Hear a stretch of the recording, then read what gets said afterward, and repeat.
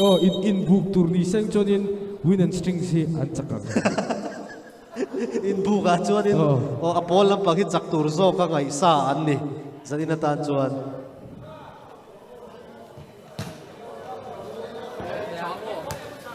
an dul vel han en reng reng hian khi an khol nem thei mel bing ka riam An bench po an abondon so. Apa mayenga. Apa mayenga trắng khop bay trumpet nen. Alo, brief lúc ai em sẽ tiêm đâu cái này em lấy làm cả. Brief ai em rules rồi tụt đây cái này em. Sấy thuốc cả không ai ball mình lâu phải lóc.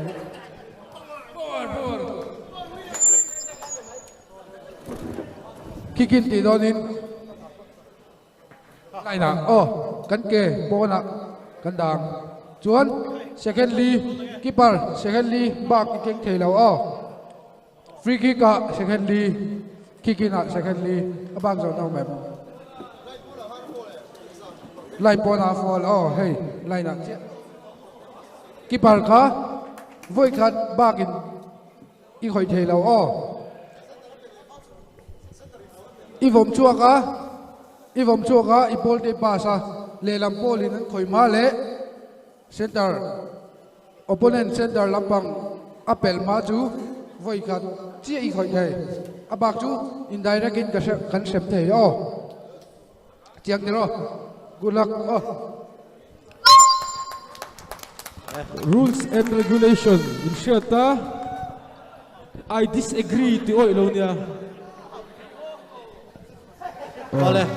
I disagree to kan in khel tran do na phone ko so in an tha do na tu na hian an tha ta e mu nop do elara Elara hi an goal pu ni. pam ki man tu na khana ris khaya mesa sam say of the year wind instruments aparoman low chest Chama. Mapon em. Lại pui tlang studio lam pang pon trong kha chu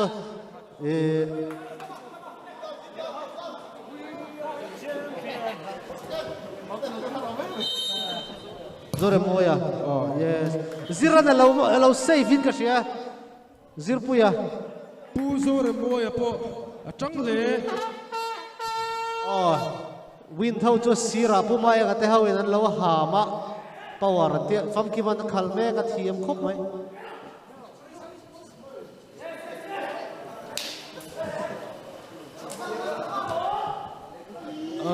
man bol ke An teknik hi kan lo shelok te to ni. Sang bera ball pek to ni.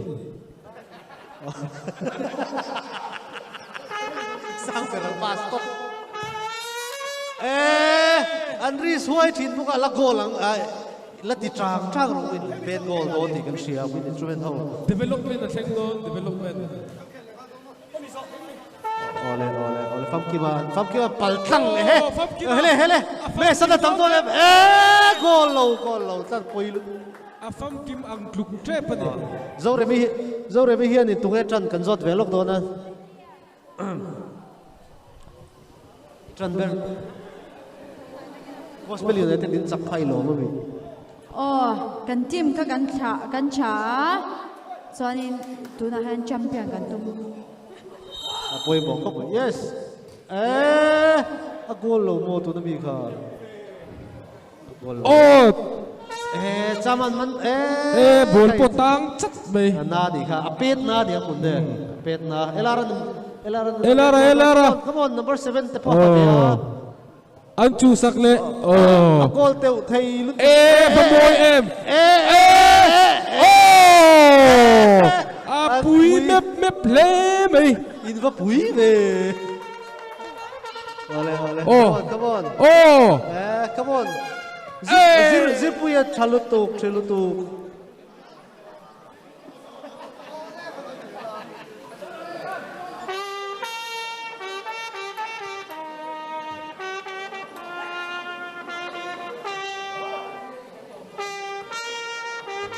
elaran bola chang ole ole Phong Kim Kim à tua pe goal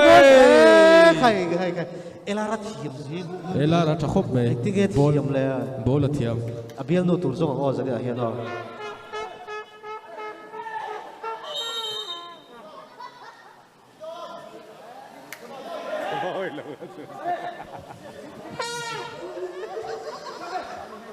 sang bera ball khoi moi khop me chama hmu dom chong em ve an khel hi a hmu dom na em chu an raf em lo wa an vai hian friendly ava moi em a thiam zia sa ava hu dom em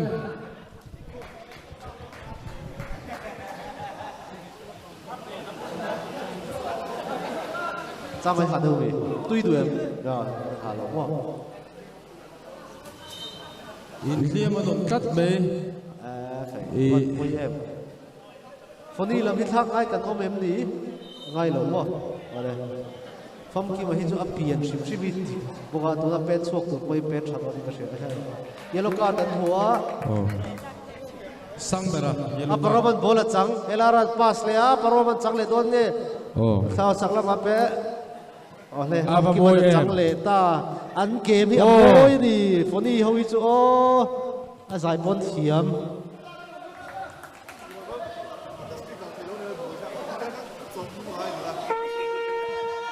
phong kim an lo chest kan nal mu tu pan chat le elara score goal nula nila elara kastarang an goal thun kho la ni nula nila kastarang nu pui po ka ru pui do nela rai chu abut po moi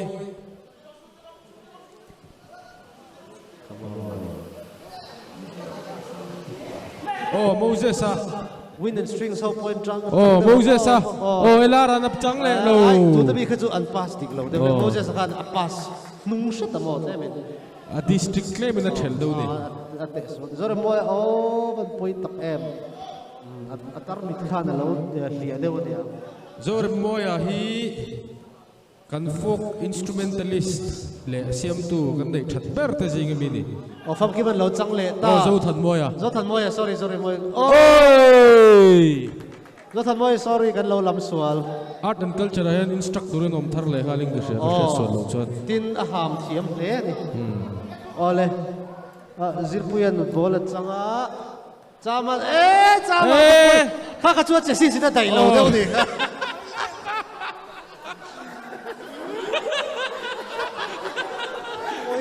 poi lu tu phong ki ban lo me sa tu a gold on em win the strings come on win and strings come on kata gold on em mesa zo tha moi gold ta lo pa poi ka ti pui lu tu ate win na nai te win na nai Gospel United in Cheng Somnga yellow card final on da ni yellow card a lei thei zel Cheng Somnga zelin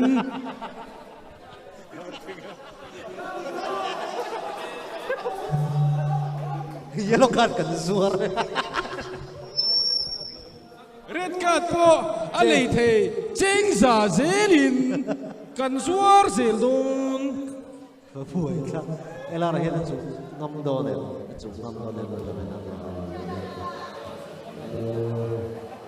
sang beran an orchestrate velani chama romanen in lian shata in ti du da shatin ka shia chama hi ka du ai chuan corner tap me corner sa kha po kha rampum anga thelani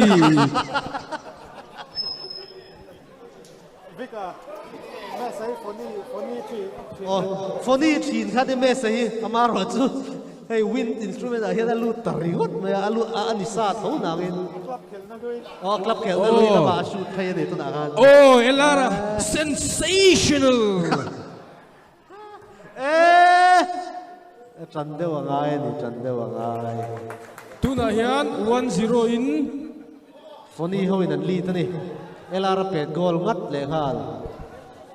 เมลปอยชาเนี่ยละไรจุเมสอันทำใครถูกเราเดี๋ยวนี้โม่ดิจิตาคันใคร referee hi afri la apet perchar chakin กล้าต้องเฟลวะ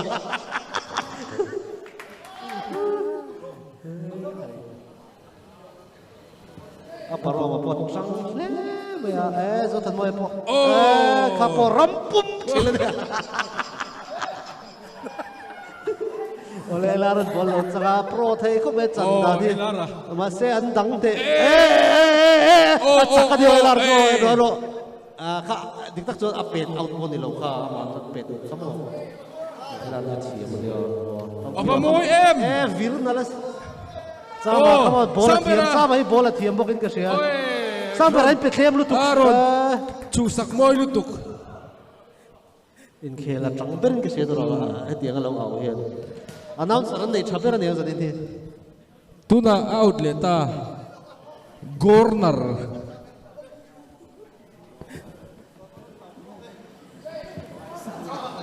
zo tu le he dei kho kan om le khal pui ni apa moy he ta le zo tu kha he ta momo in ni game mu nom le mai vaccine cha zira zira active ithiam lu tuk zira zira ole ela rapas fam ki wa mesan ako bin lo lapan ai alo dulan ni ha vaccine dire don Elar kadvan du che Elara the magician to mayang Elara is acceptable talk to the hand aron titlat be kakachat diklaw bola that to the he chang ra pa dio Elar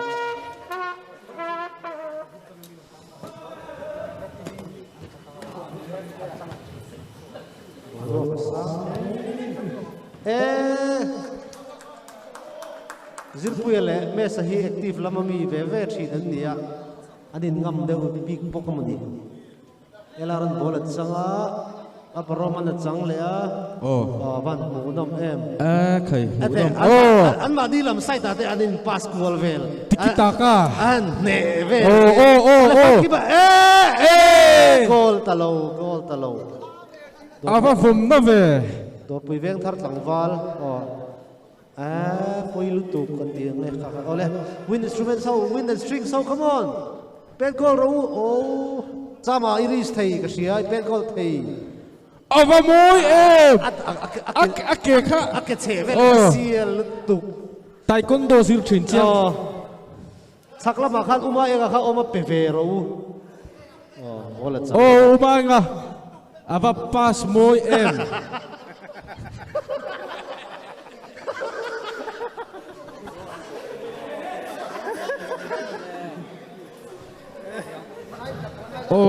so amin kan che lawaใคร slide petนี่ slide pet ฟังคิบอลมวยฟังคิบะตัวนี้คือโรนัลโดที่อันดูพี่เลยปุรตาโอ้ยลุตุอลีนให้ที่ยับลุตุกิปเปอร์พอยน์win and string instrument อัน goalkeeper ฮีวอมาเทียมครบไหมฟังคิบะคัน slide สวะกีตาร์พอ slide เทียมกันซีราเป้aparoman bola sanga elaran lale etingnya ti don bola pas maybe pas digzi kay elar pas digzi ka pet turo mangdo no ma apet tho to na bi kha ti dan kha to po vir sar ka pet kay elar ha kon ala sol pal lau mai fam kiman Foni ho, kati. Tuna alak sol sa sida elara pet virlu tukwang khan de. Win and string in and player and thak le ta. Dina ha pa dina lute. Dama chok. Dama hit lo cher tol do kalo hai tre play chin. Asuklang no de. Asuklang ta. Sama aba moy Win and strings in and pet goal eh. Kuma e ngalu phai chon bola dik. ama hian อเป็ดกอลตุปะขัดจ้ามาอันนี้ rim thane ni a rim adika ni bai จ้ามา oh half time game hu nom tak 2-1 ani อ่ะปุยแบบเขาแบบปฏินันลุดเร็วเลย oh ala ti don chau in ka sia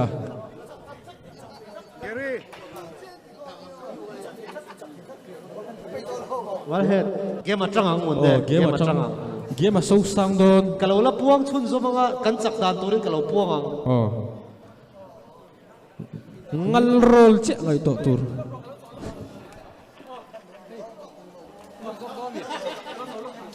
ไอ้เกมกัน strategy gospel united กันตุ่มโดนเนี่ยกิตาริสต์ ngal roll ni me chu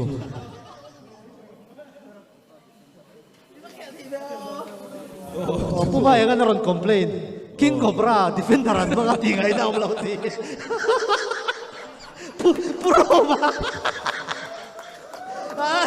ถ้าจะ comment of tonight pro ma hi kan ngai sang le ni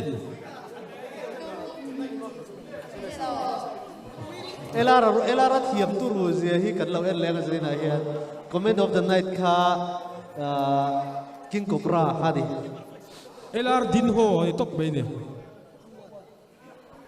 Amel boy to sen ani kan thia sai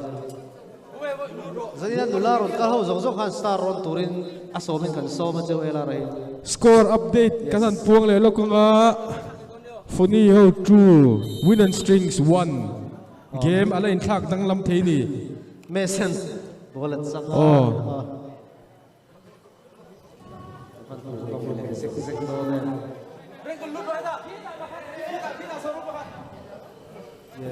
sang beran na tinge ti don eng tin tin na mo ni ati thin ni hai munde kan en tur hi kan referee hi min lia de ulet thi na mo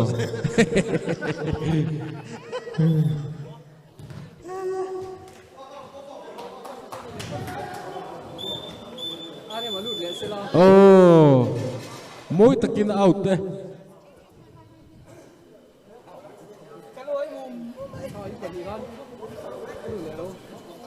guitarist thau kha lawin warm up to ula poilowang Mamo na te kan ready em apa Jonate yes kan strategy GU kan tum do na ngal roll o fam ki man bolat sa oh kai kha chu a sausage samsung zong nen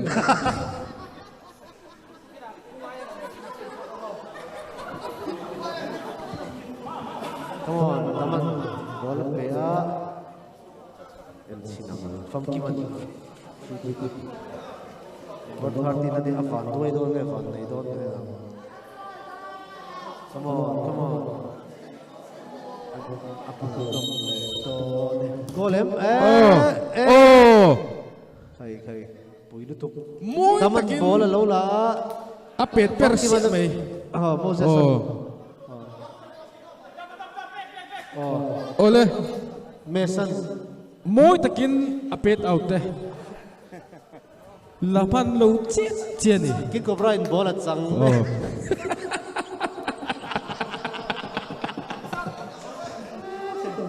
elara gol le ta elara chu thiam ni first hat trick ni lo bo ela ai kha china englawa tunga hat trick siam to LJ cosmin na te mit hat trick siam thaw mo elara double hat trick siam elara chu tu yo win the streaks come on trong rau oh sound beran tin nge ti don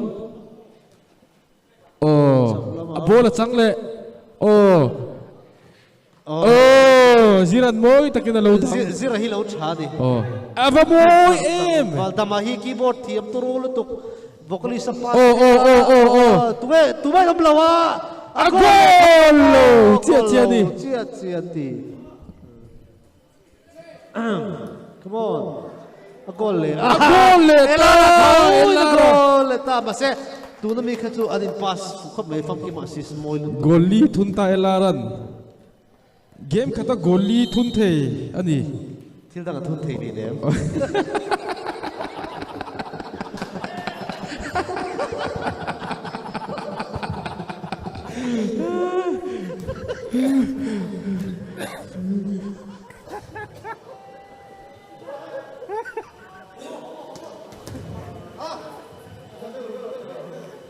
Ole tuna Moses and Damapas. Fam ki mana chang le a. Pen Moses and chang le. Kaka jo asang lo la hat ko la tuk lo. Envel tamay may ni. Umay nga bola chang doon. Pero umay nga hindi ko may ka. Mo chama chang ma lo chama kan cha de lo. Umay nga min lotel min ti pui sui le ani.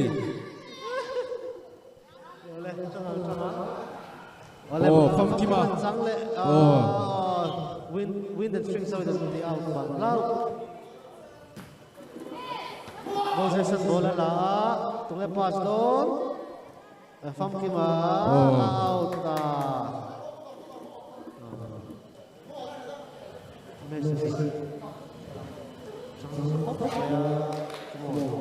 King Cobra chu paltlang thelo ni ha. Sama Ole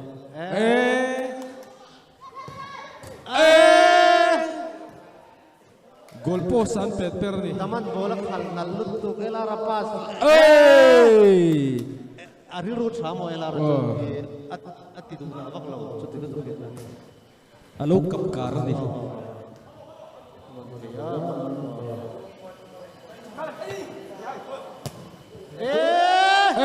Pamoy em. On goal cut de Moses. At win and string khan an pet goal lo ngai ring ni nem. Epo di se tikhan 4-2. Aban boy em phong mai tin Moses hian. Khak la ni. Dapat the pen outside. Jangan bola, jangan sampai aku bola kalau siap kalau sesuatu tak hijauan.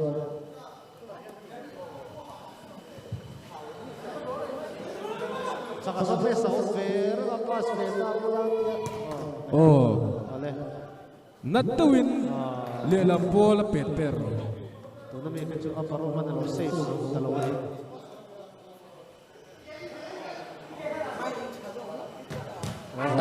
Bahan defense. Hele. Save to Cut yang memang safe tu apon lu tu mama.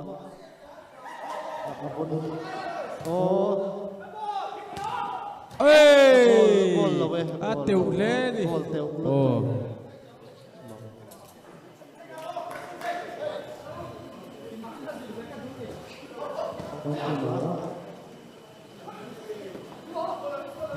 Di na tu sakay daw na yan. Kan putay tami alo may. Ito dyan ko lang putay daw.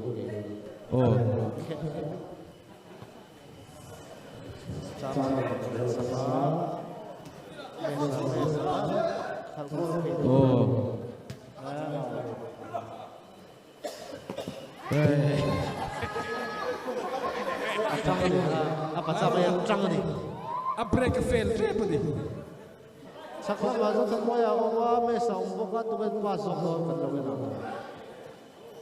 Aku mengisap sama pasok. Keeper aku main yang. Tiga ina siya tolo di siya. Elara de tinya tudon.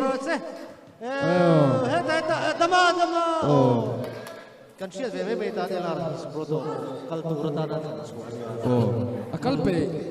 Amaro tu akal tak san katu. Elara may goal do dem. Keeper naman safe chaem. Elara hikal akal talaw ni. So the cup Jordan sang banana two ball pass na akat daigo na lapas sa tuma afu trip ni. Goal yang letuk sira. Kay kaju. Tunap goal kaju aklas sa asay tem pulo. Kamahan. Asay pulo. sang beran score ni tu nak sang beran Moses sa match so kaya tu than mo yan nalut tu kin lo ke sira elar head goal lo sang berhi totorot aham thiam em boka traffic po aham thiam khop mai elar hi achau deu to em ni o katia kai oi lu tu thi score hi goal khatchin na nen phak lo ni a goal don em anin draw ta anin draw ta chak dura sia ta lo ni Foni hawin sinan li chara adin thada deu ni na langa chuwang chuan tu na chuan in thada hu na om lo ni tian sha to nga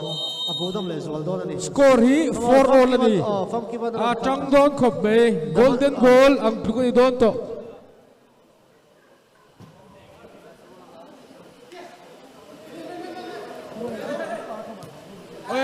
sa mereka nutmeg nal khop be tinggal tile don come on Zirava save chaem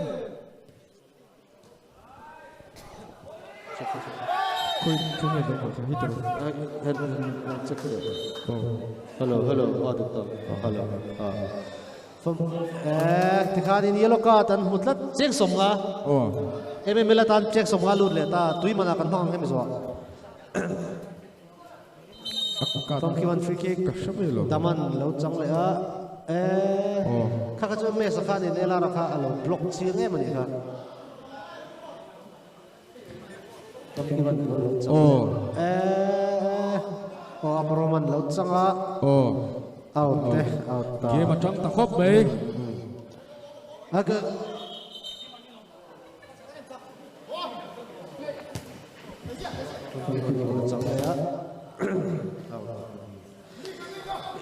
Foni ko sawina tuna khan strategy miran shil chuan an coach miran shila an chak lo zo nai chuan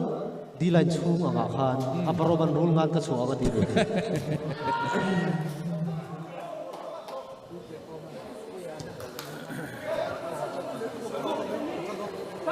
apa in chan moi em Moses hi Moses an boy ala chang achiam ni Moses hi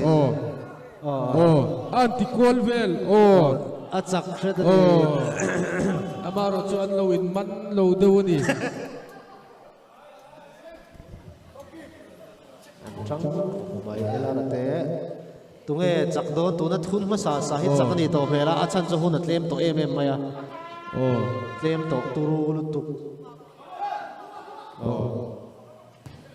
chaman pen hei top theng zo lo ni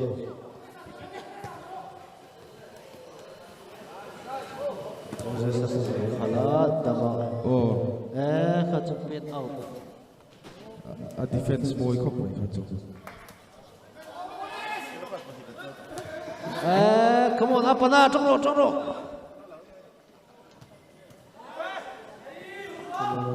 tu phải chặt lo nó siết to lo sang vera ta cái chu goal zone này lo zira kha tin ma ti tum lo top a zone lo ti sia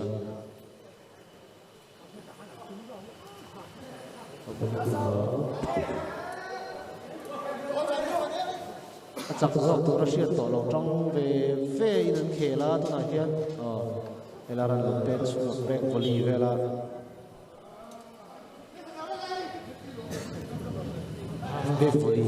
half back volley bang te hi a sut back theinia free in